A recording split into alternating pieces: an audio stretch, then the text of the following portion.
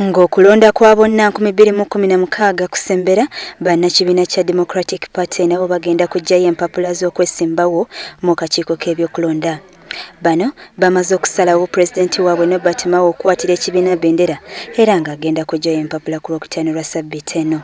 Omwami Norbert Mao pulezidenti wa Democratic Party eyalondebwa Katoomi nga flag bearer ow'ekibiina kya Democratic Party naye agenda kubeera omu ku abo era tusuubira ng'aba DP nti yandivaayo nga ye muwanguzi. Era wano Kakande wategeereza abo bonna abaagala okwesimbawo mu bifo eby'enjawulo mu Paalamenti nga bammemba ba DP bajje beewandiise. Kakande agamba nti omukago gw'ebibiina gwasabye buli kibiina kireete abantu baakyo.